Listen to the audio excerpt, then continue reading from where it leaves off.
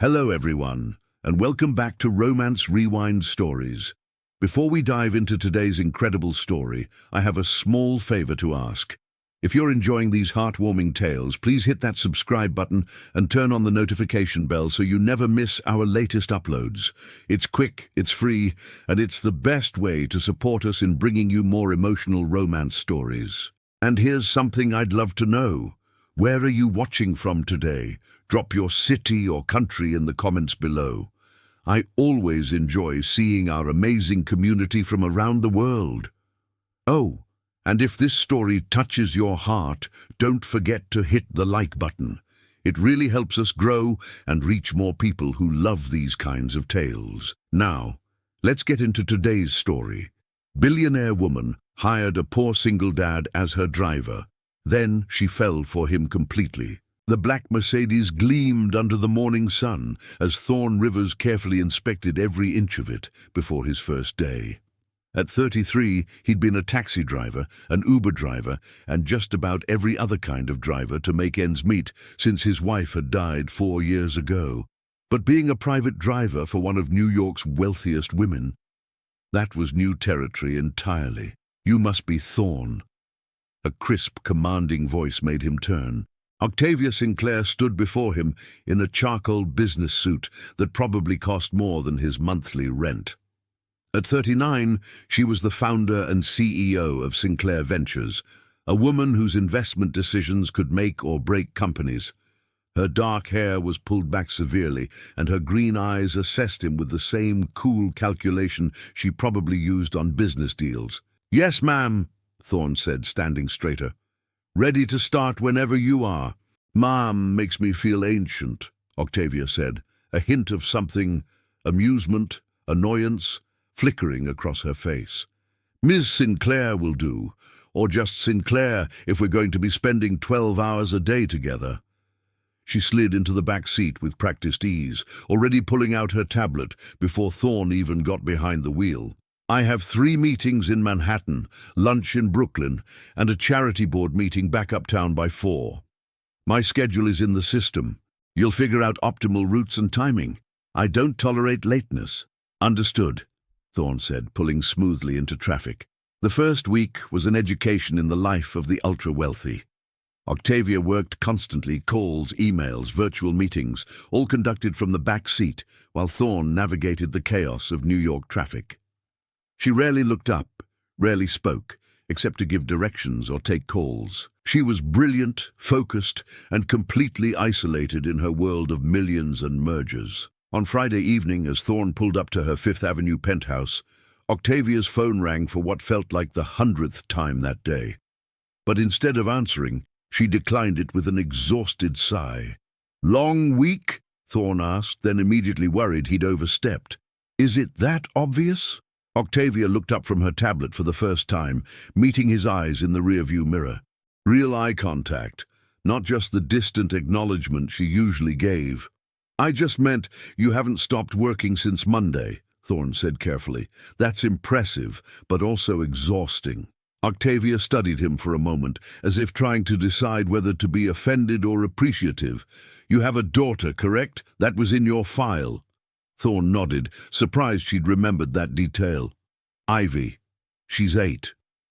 How do you manage?" The question sounded genuinely curious. "The single-parent thing while working these hours?" "Carefully," Thorne admitted. "My neighbor Mrs. Chen helps a lot. Ivy stays with her after school until I can pick her up. It's not perfect, but we make it work." Something unreadable crossed Octavia's face. "That must be difficult. Some days more than others," Thorne said honestly. "But she's worth it. Every struggle, every sacrifice. She's the reason I get up in the morning." Octavia was quiet for a moment, then gathered her things. "Thank you, Thorne. Have a good weekend." As she disappeared into her building, Thorne wondered what had made her ask about Ivy, but then his phone buzzed with a text from Mrs. Chen saying Ivy had fallen asleep waiting for him, and he pushed thoughts of his enigmatic employer aside. The breakthrough in their professional distance came 3 weeks into his employment. Thorne was waiting outside a downtown restaurant where Octavia was having a business dinner when he got the call every parent dreads. "Mr. Rivers?" The school nurse's voice was professional but urgent. Ivy fell on the playground. We think her arm might be broken. We're calling an ambulance. Thorne's world narrowed to that single point of panic. His daughter, hospital, alone. He was already texting his backup driver contact when Octavia emerged from the restaurant an hour early, her expression thunderous. That meeting was a complete waste. She stopped, seeing his face. "What's wrong?" "My daughter," Thorne said, his voice tight. "She's hurt. I need to get to the hospital, but I'm trying to find someone to cover. Get in the car." Octavia interrupted. "What?" "I said get in the car. You're not driving in this state. I'll drive." Thorne stared at her. "You don't have to. Keys, now." Her tone left no room for argument. 10 minutes later, Octavia Sinclair, billionaire CEO who probably hadn't driven herself anywhere in a decade, was navigating New York traffic with surprising skill, while Thorne sat in the passenger seat, his leg bouncing with anxiety. "She'll be okay," Octavia said quietly, her eyes on the road. "Kids are resilient." "You have children?" Thorne asked, then immediately regretted it. "No." The word was clipped, but then she continued softer. "I was engaged once. We were planning. But he died before we could start that life. Car accident. After that, I threw myself into work and never looked back." "I'm sorry," Thorne said, understanding that pain intimately. "My wife died too. Cancer. Ivy was only 4. Their eyes met for a brief moment, and something shifted between them. Recognition of shared loss. Shared survival. At the hospital, Octavia surprised him again by not leaving.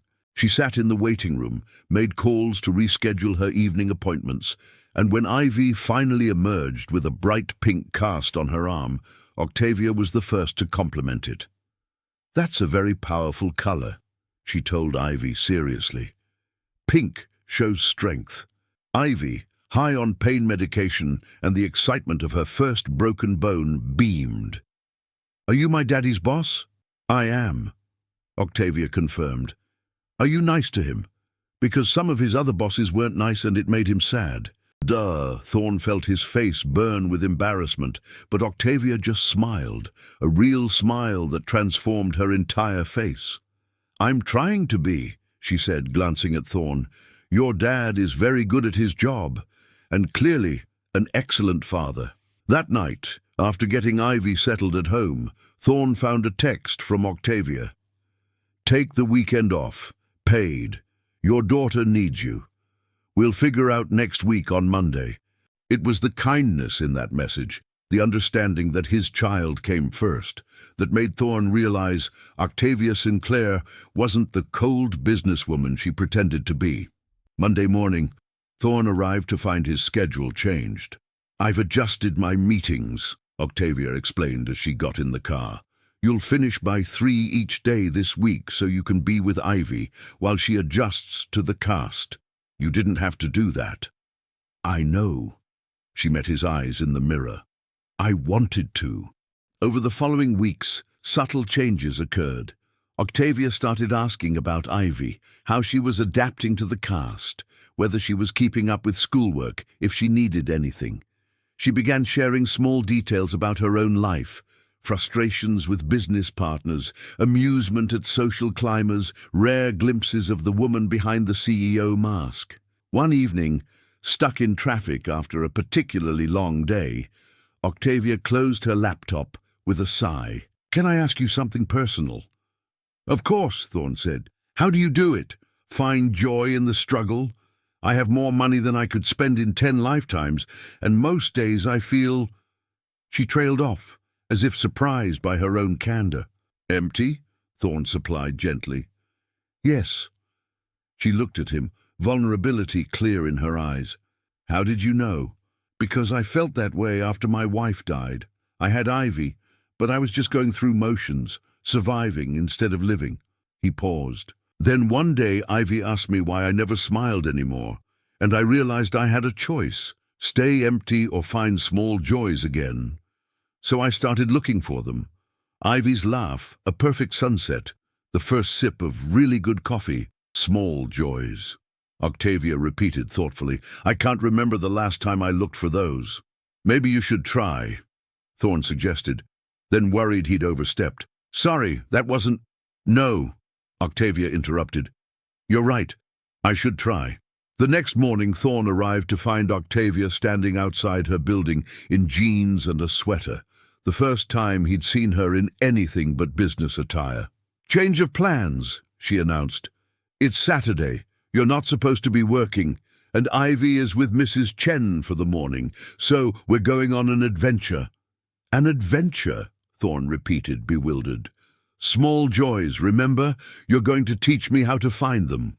They spent the morning doing completely ordinary things that were clearly extraordinary for Octavia.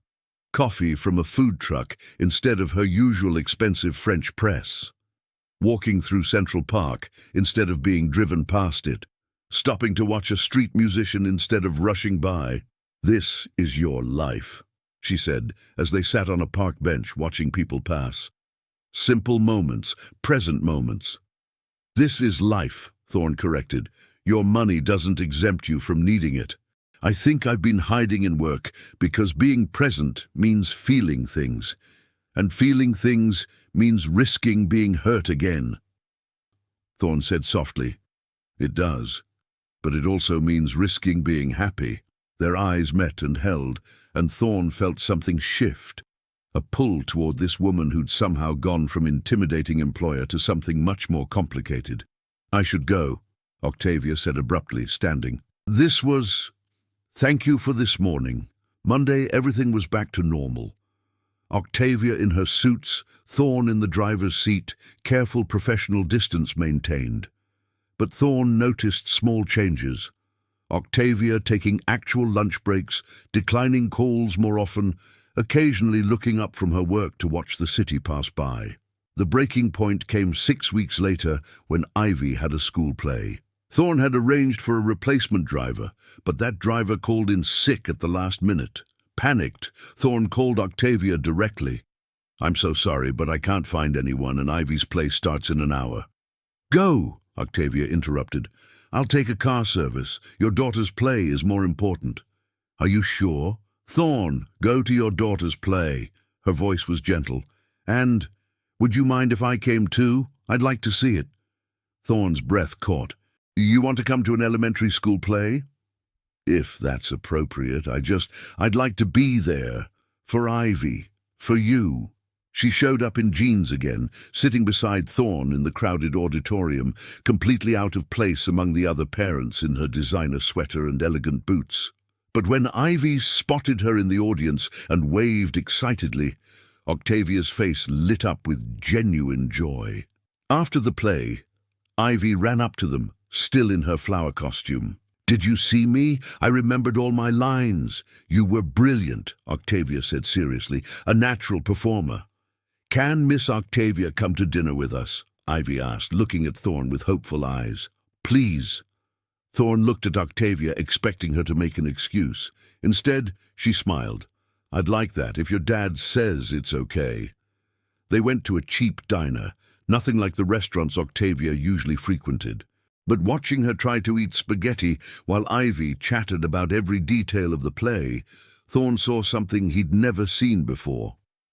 Octavia, completely, unself-consciously happy. Thank you for today, she said later, as they stood outside the diner while Ivy played on a nearby bench. I can't remember the last time I felt so normal. You are normal, Thorne said. You just forgot for a while. Octavia looked up at him, and in her eyes he saw everything she wasn't saying. Thorne, I need to tell you something, and it's going to make everything complicated. He said, his heart racing.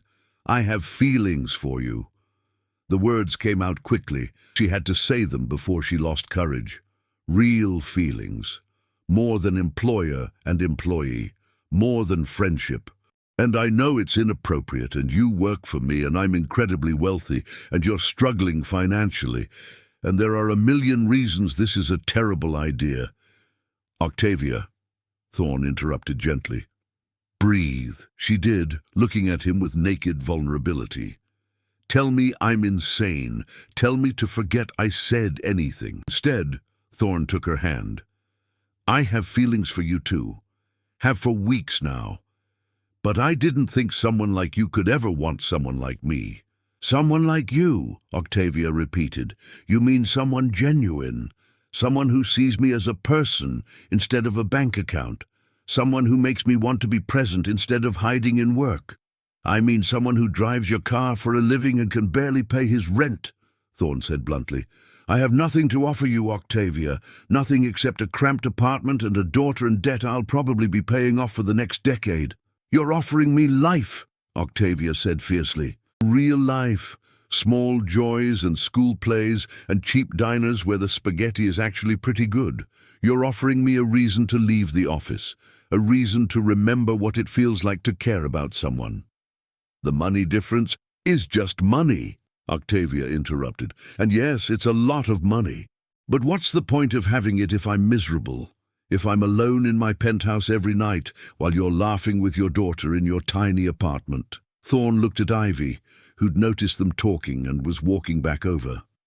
I have to think about her. What if this doesn't work? What if you decide I'm not worth the complication? What if it does work? Octavia countered. What if I'm falling in love with both of you and I'm terrified, but I'm willing to try anyway? Before Thorne could respond, Ivy arrived, looking between them with her 8-year-old perception. Are you going to be Daddy's girlfriend? She asked Octavia bluntly. Octavia knelt down to Ivy's level. Would that be okay with you? Ivy considered this seriously. Will you still come to my plays? Every single one, Octavia promised. And you'll be nice to Daddy? Because he deserves someone nice. The nicest I can be, Octavia said solemnly. He deserves the world. Ivy nodded, satisfied. Then, but our apartment is really small. Will that be weird for you? Octavia laughed, a real, full laugh that made Thorne's chest ache. No, sweetheart, I think your apartment sounds perfect. Later that night, after Ivy was asleep, Thorne and Octavia sat on his worn couch in his cramped living room, and he said what he'd been holding back. I don't want your money. I need you to understand that. Whatever this is between us, it's not about that. I know, Octavia said. That's why I'm here. You're the first person in years who wants me for me. But I also can't support you the way you're used to, Thorne continued. I can't take you to fancy restaurants or buy you expensive things or... Thorne, Octavia interrupted, taking his face in her hands. I have money. What I don't have is someone to watch terrible movies with on a Friday night, someone to share coffee with in the morning, someone who looks at me like I'm more than my bank account. That's what I want. That's what I need. I can do that, Thorne said softly. I can be that person. Then that's all I need, Octavia replied, and kissed him. 6 months later, Octavia made a decision that shocked New York's business community. She stepped back from her CEO position to become executive chairman, reducing her hours dramatically. The gossip was immediate. She was having a breakdown, losing her edge, being forced out. But Thorne knew the truth. He saw it every evening when Octavia left work at reasonable hours to have dinner with him and Ivy. Every Saturday morning when they made pancakes together in his apartment that was slowly accumulating items from her penthouse. Every Sunday afternoon spent at the park or the museum or just walking around the city. Do you miss it? Thorne asked one evening as they did dishes together, a domesticity that still seemed surreal. The constant work, the power. Sometimes, Octavia admitted, but then Ivy shows me a drawing she made at school, or you smile at me over coffee, or I realize I can't remember the last time I felt that crushing emptiness, and I know I made the right choice.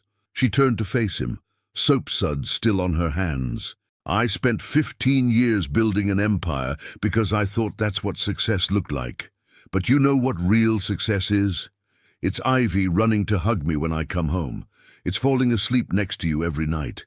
It's small joys instead of big wins. I love you, Thorne said, the words still feeling new and precious even after 6 months. I love you too, Octavia replied. Both of you. My little family in a cramped apartment that feels more like home than my penthouse ever did. A year after that first hospital visit, Thorne came home from work to find Octavia and Ivy sitting on the couch with serious expressions. We need to talk, Ivy announced with 8-year-old gravity. Thorne's heart jumped. Is everything okay? We've been discussing, Octavia said, her eyes twinkling with suppressed amusement, and Ivy has something to ask you. Ivy pulled out a small velvet box, clearly coached by Octavia. Daddy, we think it's time Octavia becomes official. So will you marry her? Thorne stared at them, his daughter and the billionaire who'd somehow become his partner in parenting and life, and started laughing. I'm supposed to be the one proposing, he protested. Well, you were taking too long, Octavia said, standing and crossing to him. And I'm used to making the first move in business. Why should this be different?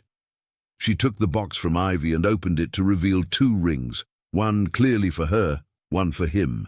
Thorne Rivers, you gave me back my life. You showed me that money means nothing without someone to share small joys with. You let me into your family when you had every reason not to. Will you let me make it official? Will you marry me? On one condition, Thorne said, pulling both Octavia and Ivy into his arms. We do this as 3, because that's what we are. A family.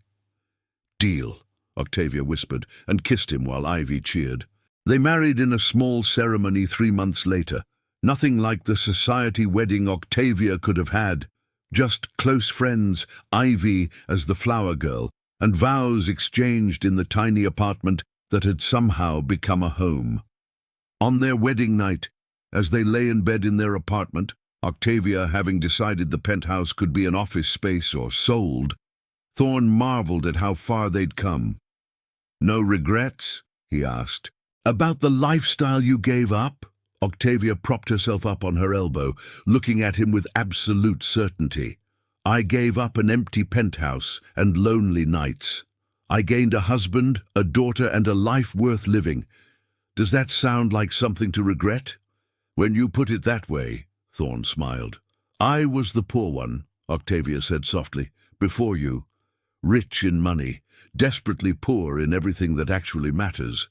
You made me wealthy in all the ways that count. And as Thorne pulled his billionaire wife close in their cramped bedroom, with their daughter sleeping peacefully down the hall, he knew that sometimes the greatest fortune wasn't measured in dollars. It was measured in small joys, shared love, and the courage to bridge worlds that seemed impossibly far apart. Because sometimes a billionaire needs a poor single dad to show her what real wealth looks like. And sometimes that's the beginning of the richest life either of them could imagine. And that's where our story ends today. What did you think? Did Octavia and Thorne's love story across economic divides touch your heart? Let us know in the comments what your favorite moment was. If you enjoyed this story, we have so many more waiting for you. Check out our playlist for more heartwarming romance tales that will make you believe in love all over again. Don't forget to subscribe, hit that notification bell, and give us a thumbs up. Your support means everything to us. Until next time, keep believing in love, keep believing in second chances, and remember, the best stories are the ones that remind us we all deserve our happily ever after. See you in the next story.